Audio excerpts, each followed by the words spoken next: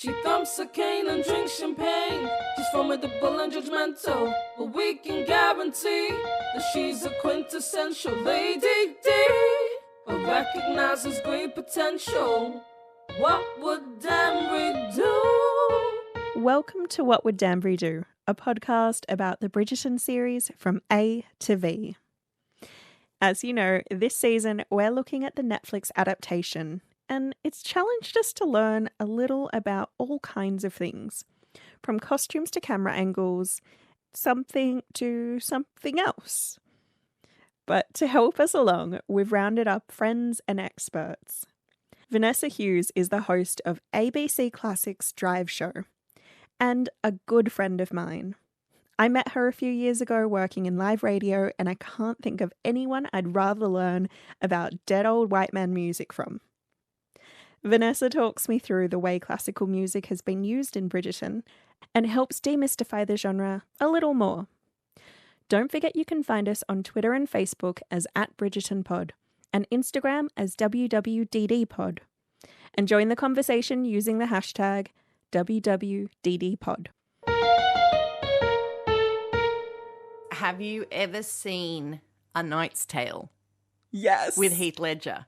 Do you remember the ballroom dance scene where they start off with a period-appropriate Renaissance dance of some kind, and then it becomes Golden Years by David Bowie? I forgot that that's what happened. It's an affront to cinema. The whole thing with their weird feathers in their hair and the makeup, they were trying to do what Bridgerton nailed. I'm going to be honest. I love that movie, and I love every Me too. Every I love that messy blacksmith. minute of it. Oh, God, I love Paul Bettany as Chaucer. That's a bold choice. Look, the whole movie's a bit of a hot mess. Yeah, every messy moment of it is just a delight. Yeah. But okay, there is a way to get this wrong. There is definitely a way to get it wrong. Hello. I'm Vanessa Hughes. I present Classic Drive on ABC Classic. Vanessa, we decided to try and find someone who knows about classical music. I mean, I wouldn't say I'm the best expert, but I'm certainly qualified. I believe I'm qualified. We'll see.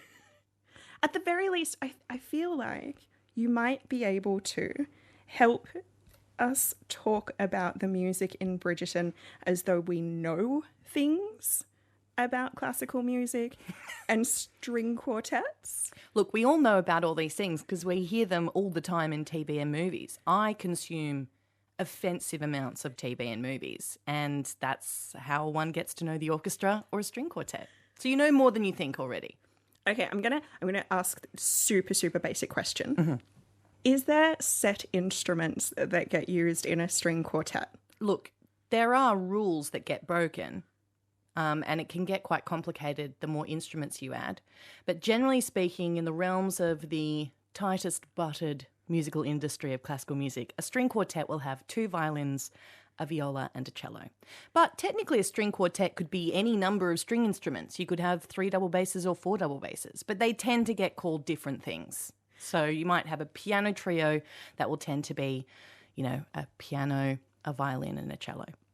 One of the reasons that this is interesting to me, to us, is that in the Bridgerton series, the books, there is a family called the Smythe Smiths, and it's 4 women who are atrocious at playing music, and they put on a musicale and they invite as many people as possible to come and sit and listen to them like butcher Mozart. Yep. Bach, I think. I'm sure. And it's one of, for a lot of the book fans, it's one of the most joyous moments because you have these things of like the Bridgertons as the characters are going to this musicale and having to kind of sit through Fist in mouth, breathing deeply, not being rude, and finding you find out a lot about them by why they're turning up. So there are a few characters that are turning up because they recognize that the cellist, bless her heart, is the one that knows that they're bad, and she's suffering as much as possible. Yikes. as much as the audience. That fits with my view of a cellist, which is the wisest and it's certainly the sexiest of instruments because it's right there between the legs, isn't it? Well, I had a theory with no concept of classical music ever. Violinists are the rock stars of the classical music. Absolutely right. Yeah? Absolutely right. I mean, as someone who doesn't play a string instrument, I can say with authority that's true. I work with many string players at ABC Classic, and there's definitely the hierarchy like high school of the first violins, so they're the ones that lead, they've got the melody. Then you've got the second violins, which are playing literally second fiddle. Then you've got the violas, who seem to be the butt of every single joke in classical music because they seem to be just the ones that everyone makes fun of. And then you've got that sexy, deep cello. I'm already feeling like I'm more engaged and more like prepared. Well, I think what's disappointing is this character family of musicians wasn't in the show, were they? Or did I just miss them? No, you haven't missed them. Not yet. I hold out great hope that we will, because they are initially introduced in the second book. I see. The series was effectively just based on the first book. Mm-hmm. So I'm hoping that we will actually meet the Smythe Smiths. The Smythe Smiths. But that would have been a great opportunity for them to play around with the score. So maybe they'll basically be butchering the Vitamin Quartet's renditions of pop songs in the second season. All I want in life is a really bad rendition of Girls Just Want to Have Fun. Oh, that's a fantastic idea. Right? Oh, wonderful. And it was a woman who was picking the songs. So the score for Bridgerton was written by Chris Bowers, who has scored many other movies. And he's got that delightful, bubbly, foible-laden score that's appropriate for corsets being tightened and people getting ready for balls and complaining bratty children. But his musical supervisor was the person who went to this rock star quartet in LA, the Vitamin Quartet, and worked with them to pick the songs. Why there's Taylor Swift and Ariana Grande and Maroon 5. The Maroon 5 one blows my mind. It's an interesting choice. They're very lucky to be there as a band, to be in the Bridgerton universe. Those are my thoughts. Because when we get that song, it's juxtaposed of an empty drawing room for Daphne and a very full drawing room for Marina. And so it's Girls Like You. But it's a song that has lyrics like shit. I looked this up last night because I thought it was hilarious. Because girls like you run round with guys like me till sundown when I come through. I need a girl like you. Yeah, yeah. Girls like you love fun. And yeah, me too. I want you when I just was wow, it's iambic pentameter. It's precious. It might speak to the mating ritual of the drawing rooms. Somewhat. But ultimately, Maroon 5 is working and singing for their supper there, and none of those gentlemen were doing anything of any value in those drawing rooms. Is there a particular kind of pop song that lends itself to being classicalized? Is that? I really don't think so. I mean, there are so many pop songs that are based on classical songs. So many classical pieces of music that are beloved that are based on folk songs, which were the old pop songs of centuries gone by. It's all just melody. And you can take, there are endless acoustic versions of R&B songs, rock songs out there, just beautiful, that would make you cry. Like, oh my God, I never realised this song was so sad or so beautiful. So once you've got the melody, you can really do absolutely anything you like with it. And that is what this rockstar group is. Sort of like a 2020 version of Bond. Do you remember Bond? Is that a little bit too old for you, Rudy? I might be showing my age here, but I'm trying to think, because I do have vague memories of a brunette with short hair and a violin. That might just describe all violinists. It might. But Bond were this sort of group in the late 90s, early noughties that apparently my friend who is a classical musician and who comes from the UK said when he was at uni, it was Sony, BMG or someone sent scouts out to all of the classical music schools in the UK and just had them go into rooms and pick out the hottest chicks. And then picked 4 of them to be in this sort of like rock string quartet. They're amazing players, but they basically played with greased up legs and mini skirts and like their string songs were so popular. And people were like, oh my God, the string quartet's getting like cool and sexy. You know, it was a flash in the pan. And Vitamin are sort of like that, except I think with more chops. Right. So yeah, can you tell me a little bit about like classicalizing pop songs, and I guess like why do they work? Like what is it that we like about them? I think that there's something very, very pleasing about strings and string orchestras.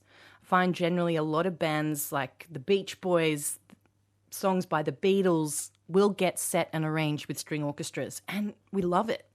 There's something just grander, there's something gentler, it's very soothing. There's a texture there that I honestly think works, and you notice it working in classical music radio as I do. What sounds are easiest on the ears and your brain just likes, and I definitely think that's the case for strings. And a string quartet, it has the feeling of, in this case, the context is and the premise is right. You feel a bit sophisticated, you feel a little poised, but there's a familiarity in the melody when you hear, you know, Ariana Grande, that you feel some kind of empathy or familiarity, probably is a better word, with what's going on because it is known to you. So I think they've used it very cleverly because it's only one ingredient in the musical patchwork that is as genre bending in Bridgerton as the books clearly are and as the TV show is. It doesn't really stick to any particular rule because they've got Sufjan Stevens in there. They're using Beethoven's Fifth Symphony when the Queen is reading, you know, the column and is getting super angry. So they're using the score very cleverly. And I think that, you know, they definitely set out to make Bridgerton relevant. They didn't want it to just be an Austen. They didn't just want it to be a Downton Abbey. So this is the way that they make their mark and that they make themselves relevant to a younger audience. Obviously, like I've been watching it and trying to think about it critically, and there are these things that signposts that they give their audience to kind of say, this is a world that you probably recognize, but we're going to bring a freshness to it so that you understand how to engage with it, to not get too put off. So yes, no, absolutely. They construct the rules of the universe from the first moment, don't they? Okay, an example would be in the remake of Little Women by Greta Gerwig. That's a beautiful film. And they incorporate music of the time diegetically into the scenes that are happening, that are famous pieces of classical music, but they actually weren't quite written yet. And, you know, to some viewers that was a bit frustrating because the rest of it is just perfect. The rest of it is flawless. So why, if you look closer to this one detail, does it not quite make sense? That music is actually about 15, 20 years away. And in Bridgerton, from the very beginning, they're like, double finger. Absolutely not. There are no rules. And I think it makes sense that there are two of the Vitamin Quartet arrangements of different pop songs in that very first episode. So they're telling you can't get upset about this. So that when they put in a Shostakovich waltz that's about 150 years too late, no one actually cares anymore. It's just fun. That makes so much sense because, listen, we have two different things that happen at the same time and it's cognitive dissonance. So on one hand, we're really, really pedantic about accuracy. Mm-hmm. And there is there was an infamous incident where people had a bit of a meltdown about a scene in a book that included champagne flutes when there would not have been the coupe instead. Yeah, it would have been a coupe. So it was this whole thing about like how can we trust this world you've built if they're drinking from the wrong kind of glass? But on the other hand, we're also willing to accept that there are a ridiculous number of eligible, attractive, and like not gross, like titled men that are looking to get married all at once. And they have good teeth and they smell nice and they have abs, even though that was like in that era that would not have been attractive. No, absolutely. The teeth is really the biggest giveaway, isn't it? Like, so we're willing to Without kind of let dentistry, that, yeah. we're willing to let this level of accuracy slide because that's part of the fantasy. But then these like details, and it's this strange kind of tension that happens. I think that Julia Quinn has always been a little bit like not bothered about details, and it's nice to see that Shonda Rhimes has also been like, this show will not be taking itself more seriously than the book. We are making this for a modern audience. That's right, and we do look back on 1995 Pride and Prejudice, the 2005 Pride and Prejudice. The longer, the more distance between us and those, canon adaptations of bonnet dramas, the more embarrassed we'll be about how white they were and about how few risks they took. It's sort of like, well, why should we watch? Like, I can just watch those. Why should I watch something new? It should be reflective of the fact that it's 2021. That's the least embarrassing option. Which classical musicians should we be looking out for? Oh, great question. There's a whole bunch of classical music that's being written right now. And in fact, there are a couple of people that Bridgerton uses. They're very smart about who they pick. They've included some of the music they just flat out borrow, copy and paste into the score, are controversial reimaginings of canon classical pieces that I'm a huge fan of. If you're a rusted on classical listener, you either love it or you hate it, and it gives me immense pleasure to watch the reaction. So those two works that you might want to pursue that are in Bridgerton are The Four Seasons Recomposed. So initially, Concerto by Vivaldi, his most, famous piece.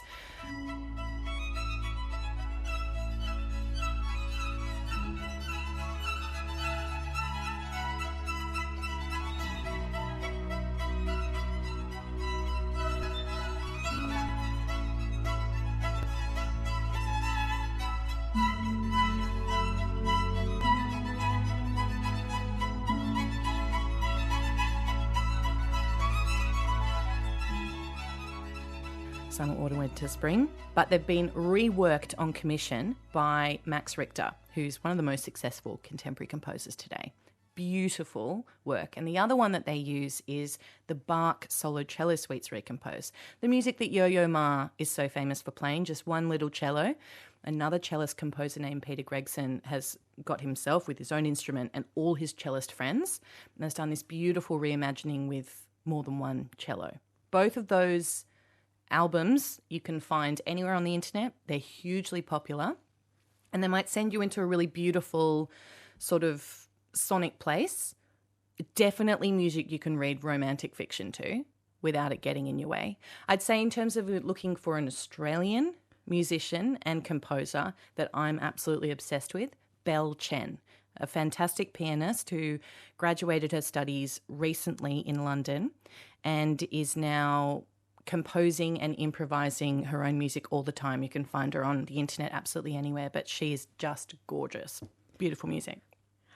I'm now realizing, because I cannot recognize actual canon classics. Oh, who cares? What are the ones that maybe I should keep an ear out for when I'm doing my rewatch? Beethoven 5, the Fifth Symphony, the ga ga ga ga, that one. One of the most famous pieces of all time. That's definitely used brilliantly with the Queen, because it's just like, you can't just give that to anyone. That's a brave, bold choice of piece for a character, but she's such a frightening boss that you totally buy it. It doesn't actually stick out that much to you when you watch it, so you can listen out for it, but the sign of it being used well is that you're not like, oh my God, what is this doing there? There's quite a lot of Beethoven in there. There's a famous Waldstein piano sonata there. There's plenty of Haydn and Mozart, string quartets as well. So maybe when you pick up that same texture as the pop songs by the Vitamin Quartet, you'll also pick up that same 4-instrument texture with some more 18th century appropriate, the music that definitely would have made it into the chamber salons of these rich houses in London, string quartets by Haydn and Mozart. But I'd say the Shostakovich Waltz is brilliant. That's in, I think, the second episode at one of the many dances.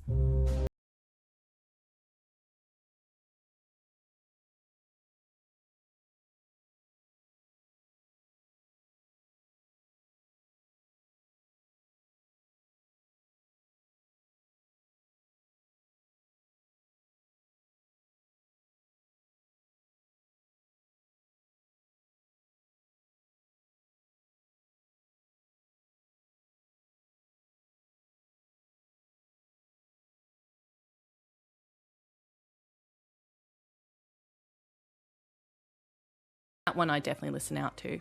And what I've heard, and I've sort of bookmarked this for my own rewatch, is that Simon and Daphne's theme, that romantic theme you hear in the original score by Chris Bowers that was written for Bridgerton, is based on a so far nameless piece by Ravel, a divine French composer of the late 19th, early 20th centuries.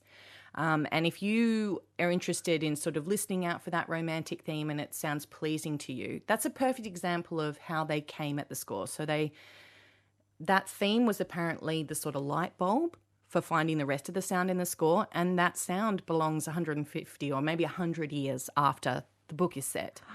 And it's got that French impressionism that people might like if they love Clair de Lune. Any music by Debussy, you'll also love music by Ravel, and you could go and hunt for that. Any piano music by Ravel, and you'll love it. Oh my God, I can't wait to just name drop all of this in casual conversations with people. This is so exciting because it's one of those things where, like, classical music has always felt for me like a little bit too intimidating, like too kind of scary to get into. I mean, that's you're not alone. We all feel that way. And look, let's be honest. It's if you want to go back and explore these famous pieces of music or these beloved composers, it's so enjoyable. Avoid the boring stuff. There's more out there than you ever need to listen to. But also, these guys have had their time. They are all, almost without exception, dead white men. So enjoy what you want. And then move on to composers like Bel Chen, and you'll hear beautiful sounds that contemporary composers that are ethnically diverse and gender diverse are making today. And you're right, like the fact that those like older canon classic people are dead means that when I get it wrong, there's no one to yell at me. Oh my God, quite right. Quite right. Haydn can't get up and waggle his finger at you now, so go for it. Kate wanted to know what popular music looked like in Regency times and whether it had similar kind of derision. Yes. I think, we were talking about folk songs before. At different periods from the, 18th century onwards had different fads, musical fads and styles. Folk song was always there, and folk song always found its way into those, hallowed canonical pieces. Beethoven loved folk song. Haydn adored folk song. So did Mozart. So that was an idea of popular song that everyone would grow up hearing those songs. There were definitely, in the 19th century, salon pieces. So the sorts of pieces that the Smythe Smiths would be playing that families could master together. Popular songs would be, say, a reduction, a little chamber music or piano reduction of a famous aria from Don Giovanni or something like that. So, I mean, it was music. Popular songs would be, especially outside of the cities, pieces that amateur musicians could play. There wasn't this sort of sense of it there being high music and low music necessarily. Of course, like, if you were lucky enough in 1808 to go out and see Beethoven's Fifth Symphony premiere, but you'd have to be in Vienna. You'd have to be in a big city. And of course, a lot of these Western Europeans weren't living in those places. They didn't have a big opera house to go and see. So these little reductions of that immense, 100-piece orchestra score would come down to a piano and a violin, a little duet that, sisters and brothers could play together at home. Those melodies would become contagious. They'd become viral. So they had to make them accessible. And this is how music publishers made huge amounts of money by publishing reductions of big famous scores. I went ahead and actually bought you can buy Vitamin String Quartet's covers that they did in Bridgerton, and it's just those six. If I played... The maths of music, as I say, is not... Like whether I could tell you what's going in a bass line and then... Oh, I would just smile and nod at that. I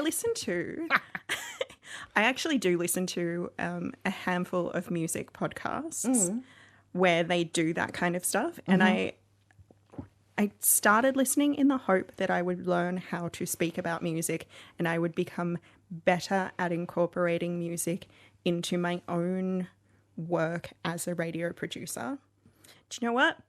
Hasn't happened. Hasn't happened. Hasn't, just by osmosis. for someone who has like actively worked at learning about this stuff, who has a dance background and what I would consider a very good sense of musicality, I cannot for the life of me. Like, it just... I don't know. I don't know how other people... Yeah. I don't know how other people do it. Either. And I guess like I talk about like the textures and the feels of music in my job. Yeah. Rather than unpacking it specifically. Yeah. Like Song Exploder or whatever. And I'm just like... I think the most sophisticated I get is like whether I like it or I don't like it. Yeah.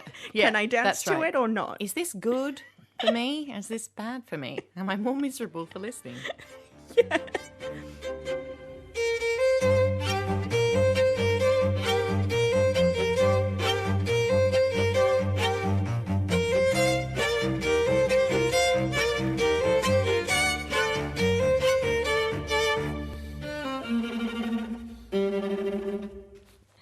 Tell me how to talk about Billie Eilish as a classical piece. Well, what are we hearing there in Bad Guy?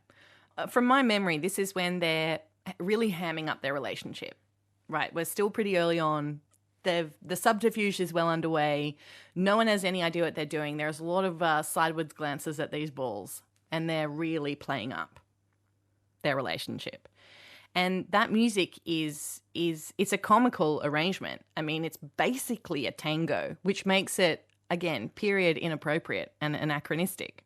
But it's so fearsome. That cello is really just hoeing in there down the bottom, a very low register, and all the other string instruments are sort of playing sassily on top. So you're hearing these two different voices. And see, because now I know that cellos are sexy. They are sexy. Listen to that. So that's like a sexy, like down low kind of thing happening while everything's being like cheeky and fun at the top. That's right. Like on the surface. You know, you're basically hearing you're hearing Daphne and Simon. I mean, Simon is definitely the cello. He really is. He really is. It's a bit offensive. Like, it would be nice if he could just tone it down, please. Like, yeah, just dial it down 30% and I'd listen to more of what he was saying. Like, I just need a minute. Just need a hot minute. Thanks, Simon. Stop looking at me like that, Simon. That's all for this bonus episode of What Would Danbury Do? Make sure you subscribe wherever you get your podcasts, because we'll be releasing bonus episodes throughout the season. And of course, we'll be back soon to discuss Bridgerton's second episode, Shock and Delight. In the meantime, you can find us on Twitter and Facebook as @BridgertonPod and Instagram as WWDDPod. Or send us an email at bridgertonpod@gmail.com. We're still looking for people to send us book recommendations, thinly disguised as characters requesting advice from Lady Danbury. This episode was recorded and edited on the traditional and unceded land of the Gadigal people. Thanks for listening, and remember, WWDD. What Would Danbury Do is part of the Frolic Podcast Network.